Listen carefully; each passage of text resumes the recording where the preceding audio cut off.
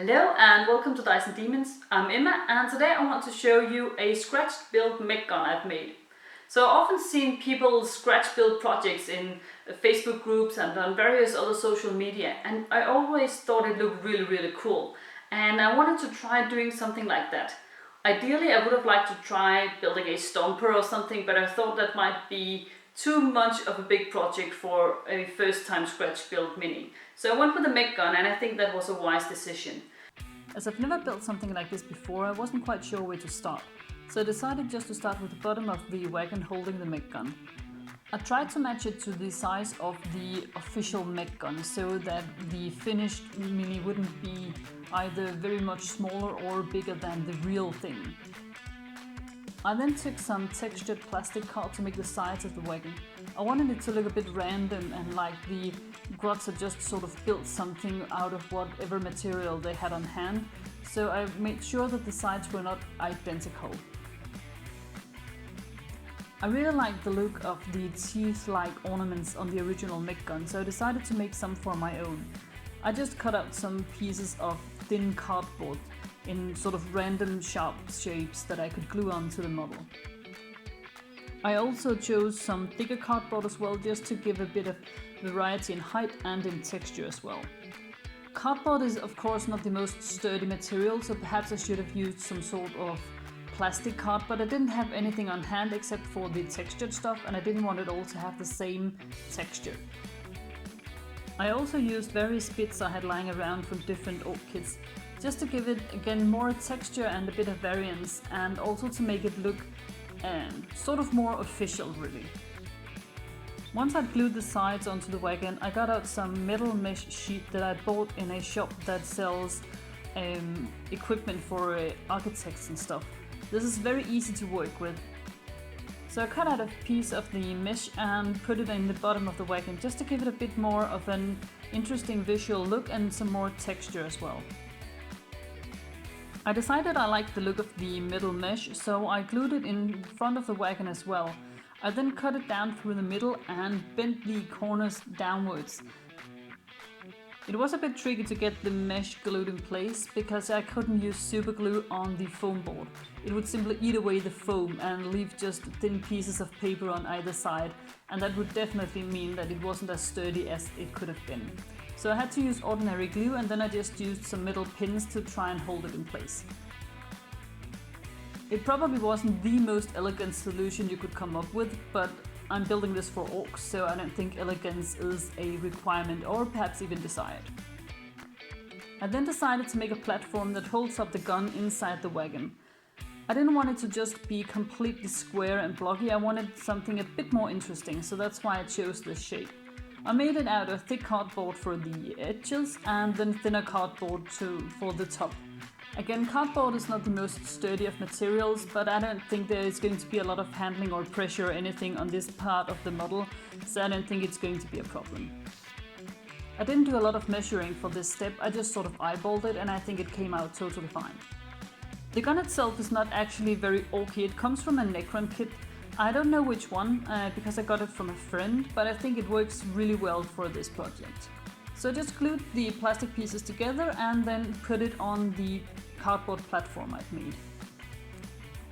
Even though the platform will be standing inside the wagon and thus not very visible, I decided to add a bit of ornamentation to it nonetheless. I think the more texture and ornaments you can add to a piece like this, the more interesting visually it's going to look when you're done with it. I then cut out my silicone molds from Green Stuff World to make the wheels for the wagon. I also used a couple of other molds just to get a bit of ornamentation for the wagon. Once the milliput was dry, I got them out of the mold and put them together with a bit of super glue. I was tempted to make it so that the wheels would still be able to turn on the model, but in the end I decided against it. I think it would make the model unnecessarily wobbly on the tabletop, but it would have been pretty fun. With inspiration from the original mech gun, I decided to make a front plate of sorts for the wagon, again with ornamentation and sort of wheel caps in front of both wheels. I put lots of little bits and pieces on the front part of the model because this is probably what you're going to be looking at the most, and I wanted it to be very ornamented here and very visually interesting. I used some plastic card and some milliput to make metal bars to hold up the smaller wheels at the back of the wagon. To make the metal bars a bit more visually interesting, I put a bit of textured plastic card on one side and then made some indentions with a bit of a screwdriver on the other side.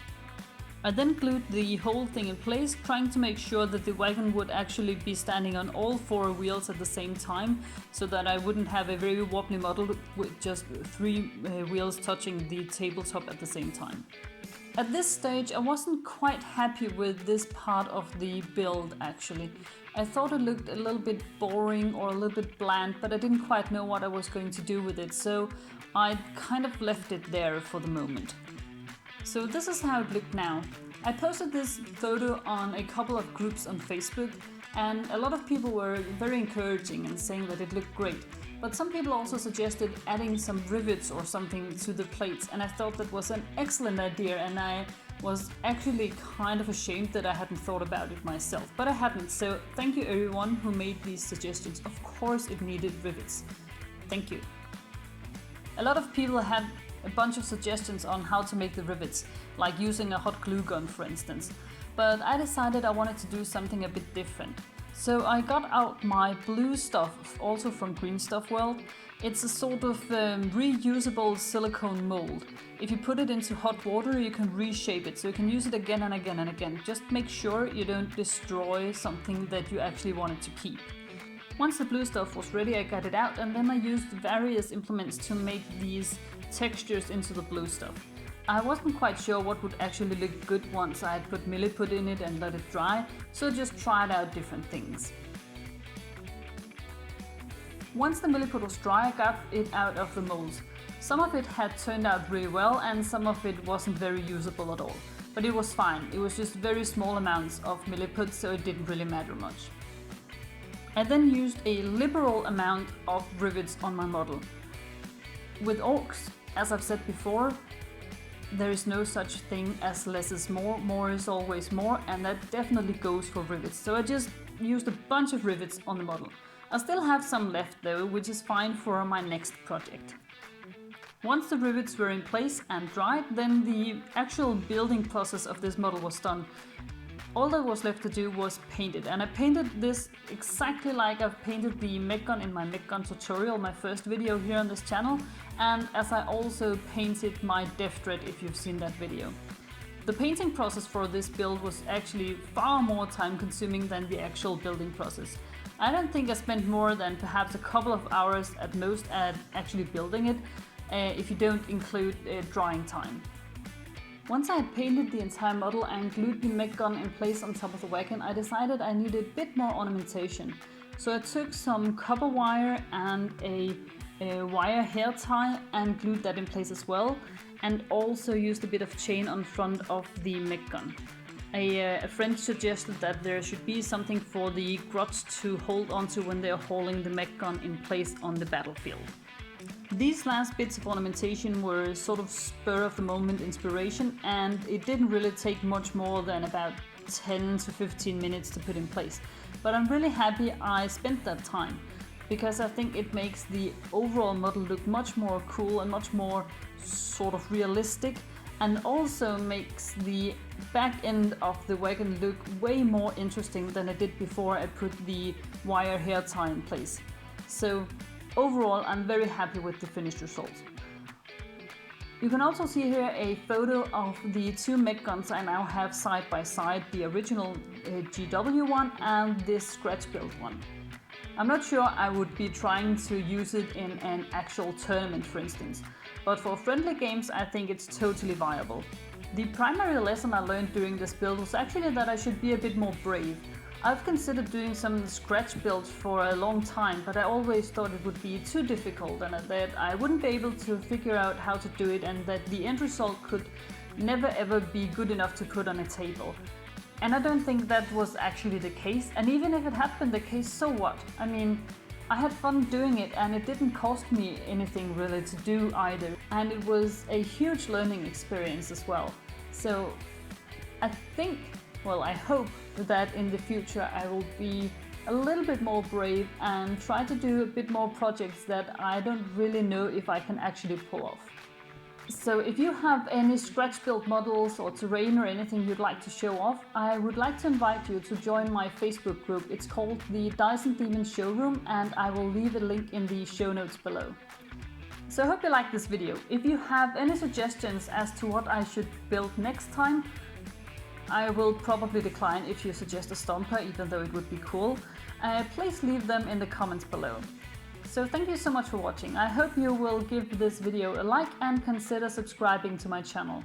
Bye!